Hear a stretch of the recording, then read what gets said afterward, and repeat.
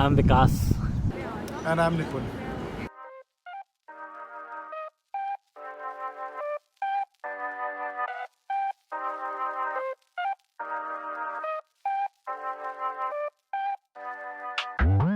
Hello and welcome to our channel, guys. So I was going through my old pictures of last year's trip to Norway, and I thought I'll share that with you guys, and also along with that I'll share some more information as well, which could be valuable to you if you want to visit that country probably next year, because ये साल तो अब इस video में I would address how to reach that place, visa कौन सा चाहिए आपको, and what is the best way to roam around and explore that country, and how much can it cost, and what is the currency, and what's the conversion rate, and how are the people, and what are the accommodation options, and how costly is that. So let's get started with it. If you have any more questions regarding that, you can also leave your comment in the comment section down below, and do subscribe to the channel as well. Day one, I took the flight from Melbourne to Sweden, Moscow होते हुए. सो अब आप पूछोगे कि Y Sweden जाना, तो Norway था. तो स्वीडन इसलिए बिकॉज स्वीडन का फ़ायदा ये था कि वहाँ की टिकट्स थोड़ी सस्ती थी, एंड इनफैक्ट विकास और निपुण को भी स्वीडन की जो टिकट्स थी काफ़ी सस्ती पड़ रही. और एक बार आप यूरोप पहुँच जाओ तो विद इन यूरोप घूमना तो सस्ता ही पड़ता है. तो इसलिए we decided to took flights to Sweden. So अगर आप इंडिया से जा रहे हो तो ओस्लो की कोई ऐसा डायरेक्ट फ्लाइट्स तो नहीं है, but there are couple of airlines जो ऑपरेट करती हैं इंडिया से ओस्लो के बीच में via Munich, Moscow and Istanbul. Visa की बात करते हैं तो इंडियन सिटीजन्स को शेंजन वीज़ा चाहिए वहाँ पे घूमने के लिए, पूरे यूरोप में कहीं भी घूमने के लिए. एंड उसके लिए आपको अपनी टिकट्स और अकोमोडेशंस का जो है डिटेल्स वो देनी होती है. एंड जिस कंट्री में आप सबसे ज़्यादा टाइम स्पेंड करने वाले हो यूरोप के अंदर, उस एम्बेसी के वेबसाइट पे जाके you have to apply. So generally कोई भी वेबसाइट पे, इनकी एम्बेसी की वेबसाइट पे जाते हो आपको वहाँ पूरी डिटेल्स मिल जाएंगी, how to apply and what all documents are required. और तो फाइनली हम तीनों पहुँचे स्टॉकहोम, जो स्वीडन की कैपिटल भी है. कुछ 1-1.5 साल बाद मिल रहे से तो थोड़ा मेल मिलाप हुआ. उसी शाम को फिर हम स्टॉकहोम के अंदर ही वहाँ पे घूमा फिरा थोड़ा.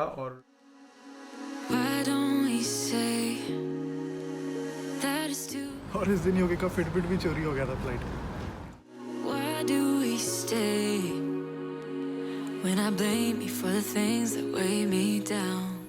तो अकोमोडेशन की बात करते हैं यूरोप के अंदर. तो अगर आपको ज़्यादा पैसे नहीं लगाने तो यूरोप के अंदर बेस्ट वे है Airbnb. But Scandinavian countries although थोड़ी सी महंगी साइड पे हैं. हमारा एवरेज कॉस्ट पूरे ट्रिप का अगर मैं बताऊं तो पर डे कुछ 600 to 800 क्रोन्स के आसपास. इट्स लाइक 8 रुपये एक नॉर्वेजियन क्रोन का. तो 4800 से 6000 तक के बीच में हमारा एक एयरबीएनबी पर डे का पड़ रहा था. तो it's little bit on the expensive side. तो अगर you are after some cheap options, then I think couch surfing is a good option, और हॉस्टल्स काफ़ी मिल जाते हैं आपको. But overall Scandinavian countries are a little bit expensive. So next day हमने flight ली स्टॉकहोम से ओस्लो की, जो नॉर्वे की कैपिटल भी है ओस्लो. इस कंट्री को एक्चुअली घूमने का बेस्ट तरीका what I would say is by road only, because जो ब्यूटी है इस कंट्री की, that is the untouched scenic beauty on the road. तो journey is more important than the destination itself उस कंट्री के अंदर. हमने ओस्लो एयरपोर्ट पे ही वी बुक्ड हर्ट्ज की सेल्फ ड्रिवन वॉल्वो. बट वहाँ पहुँच के The name came up, Tesla Model S. बस उस नाम की देर थी. फिर तो हमने कहा कि वो ही लेनी है. Belongs to the car. This is a Type 2 cable. This Type 2 cable is meant for charging at like public chargers and hotels. Okay. So if you're staying at a hotel, all hotels in Norway have options for charging electric vehicles. Okay? It's free throughout in Norway to charge. Yes, on the supercharging network, it's free. On supercharger. On superchargers. Okay. That's what you need. That's the fast ones. Yeah. All the chargers that's highlighted, those are within your range of charging. Okay. Those are not. You will not be able to get them.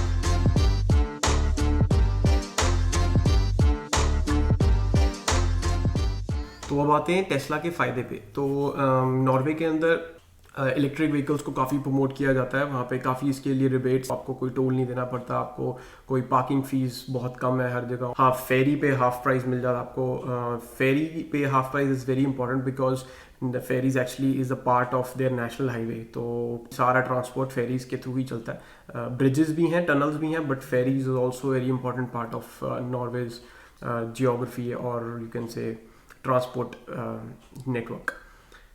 और Tesla ले रहे हो तो और एक फ़ायदा है कि जो सुपर चार्जर्स का नेटवर्क बहुत अच्छा है यहाँ पे, एंड और वो फ्री है, तो कोई फ्यूल का कॉस्ट नहीं, कोई चार्जिंग का कॉस्ट नहीं, तो इसलिए टेस्ला का एक और प्लस पॉइंट है वहाँ पे। तो आज हमें जाना था एलिसन। It's a city right in the middle of the fjords. अब फ्योर्ड्स क्या है, फ्योर्ड्स के बारे में आगे बताएंगे, दिखाएंगे भी, फोटोज भी और अच्छी वीडियोस हैं। तो विकास स्टार्टेड ड्राइविंग क्योंकि जिंदगी में एक कार पसंद आई है, वो भी मैं पहले ना चलाऊं। He is familiar with the left hand drive and था तो निपुण भी, बट ही इज़ वेरी आलसी in the start of every trip. पहले सोता है आराम से, उसके बाद कोई चीज़ करता वो। Hey, Bill, I'm in the mood for a switch up. I hit the function, hit the rose till I hiccup. I hit the stage and leave with money that's a stick up. She picture perfect, so I told him I'm a flick up. Bill, I'm in the mood for a change up. I leave the city and return with my change up. तो फिर हम रुके अपने पहले charging station पे, जो कि super charger था टेस्ला का एक। तो सुपर चार्जर पे 30 मिनट्स लगते हैं आपको 30 मिनट्स में 10% से अराउंड 80% तक चार्ज कर देती है। और 80% का मतलब है 200 से 250 किलोमीटर बहुत आराम से आप चला सकते हो उसके ऊपर, कहीं नहीं गए।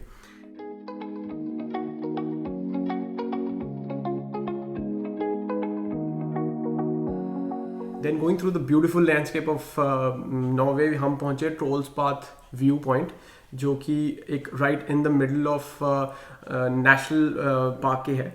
बहुत अच्छा व्यू था। नॉर्वे में ऐसे बहुत सारे व्यू पॉइंट हैं और सारे एक से बढ़कर एक है।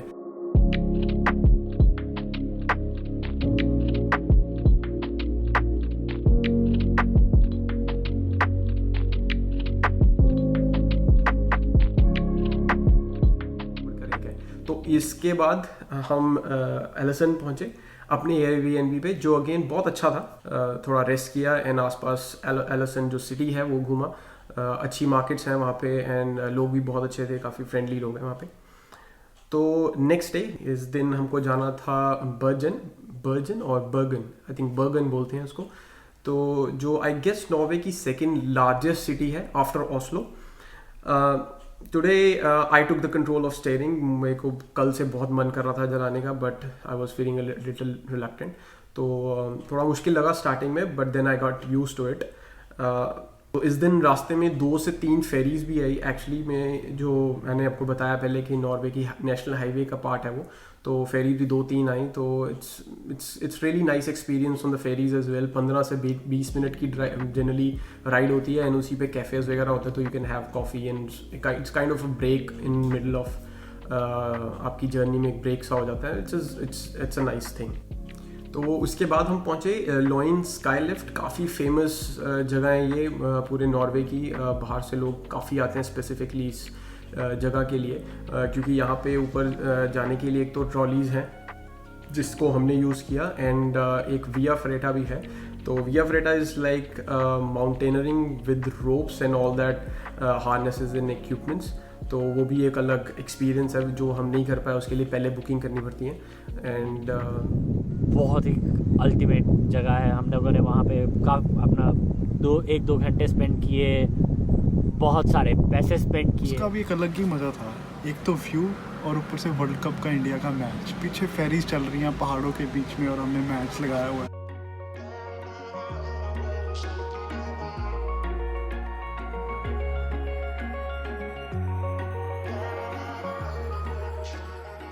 एक पॉइंट और, जब आप मई जून के अराउंड जा रहे हो तो जनरली नॉर्वे के अंदर अंधेरा होता ही नहीं है। 12 बजे के आसपास थोड़ा अंधेरा होना शुरू होता है। उसको वो भी अंधेरा नहीं मैं कहूँगा, हल्की सी ट्वाइलाइट सी होती है, तो उसको नॉटिकल ट्वाइलाइट बोलते हैं, which is not actually dark. तो वो पूरी रात वैसे ही रहता है, उसी में सो, और सुबह 5 बजे 4-5 बजे फिर से आपको सनलाइट मिलनी शुरू हो जाती है। तो it's a very good time around May and June के, अगर आप वहाँ घूमते हो तो। बर्गन में हमारा नेक्स्ट डे एक क्रूज बुक था जो कि that cruise take you close to the fjords and it also gives you the guided tour of the fjords and how they were formed and what is the importance of fjords in Norwegian geography and historical importance as well. So fjord होते क्या है? It's like a mountain and water body but with no flat land in between. So it's like directly mountain है, mountain के साथ ही आपकी water body शुरू हो जाती है. काफ़ी deep होते हैं ये, देखने में बहुत ही प्यारे लगते हैं.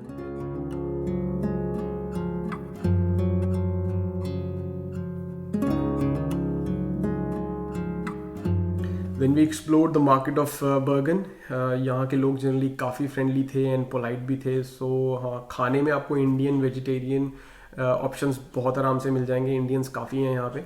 इनफैक्ट पूरे यूरोप में इंडियंस आपको काफ़ी मिल जाएंगे और खाने के ऑप्शंस का कोई प्रॉब्लम नहीं है यहाँ पे. तो बर्गन के बारे में अगर आपको थोड़ा बताऊँ तो it use to serve as the entry point of Scandinavian markets to in the ancient time. So it has some really nice architecture and some really old buildings जो यहाँ आज भी बहुत टाइमलेस लगती हैं देखने में. और एक ऐसा लगता है कहीं दूसरे जगह पे आप ट्रांसपोर्ट हो गए पूरे किसी डिफरेंट टाइम में. कुछ बिल्डिंग्स को देख के तो बहुत ही अच्छा लगता है. एंड वहाँ पे इसके बाद हमने वी टुक अ ट्रैम जो आपको सिटी के बिल्कुल टॉप पे ले जाती है, एक हिल टॉप पे. एंड वहाँ से सिटी का बहुत प्यारा व्यू आता है.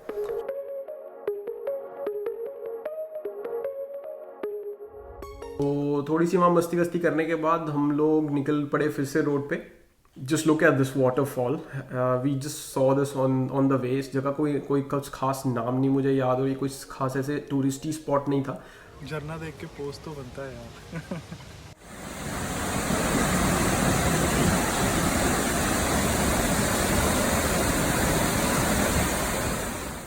और नॉर्वे में जो मुझे एक चीज़ बहुत फैसिनेटिंग लगी वो थी यहाँ की tunnels. Oh my god, I can't even count how many tunnels we took. और इनफैक्ट 10-10, 15-15 किलोमीटर लंबी टनल्स होती थी. और टनल्स के बीच में इनफैक्ट हमको राउंड अबाउट्स मिल जाते थे which is a very new things to us because tunnels तो इंडिया में बहुत देखी हैं बट ऐसे टनल्स के बीच में राउंड अबाउट्स मैंने आज तक नहीं देखे. तो it was bit fascinating for me. Video शाबाश. क्या बात है. बीच में मंदिर बनाया जा सकता है. परफेक्ट प्लेस फॉर अ मंदिर.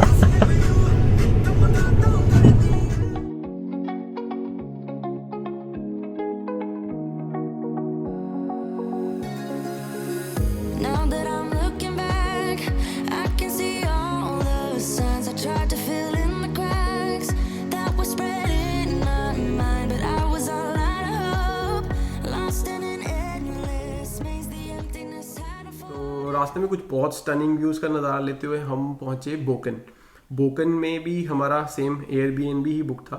और क्या स्टे था वो, right in the middle of the farms.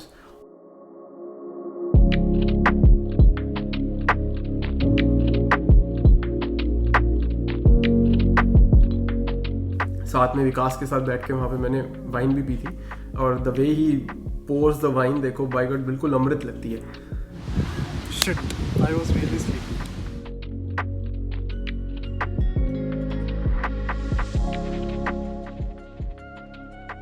Next day फिर हम अपनी फ़ोन और गाड़ी दोनों चार्ज करके फिर से निकल पड़े ओस्लो की ओर दोबारा. ओस्लो को हमने पहले एक्सप्लोर नहीं किया था तो इसलिए हमने लास्ट में ओस्लो का एक दिन रखा होता. It's a very good city to explore actually. It has a very good blend of modern and the ancient architecture. यहाँ हमने सिटी के बीचों बीच होटल बुक किया हुआ था सो दैट हम सिटी को अच्छे से एक्सप्लोर कर सके.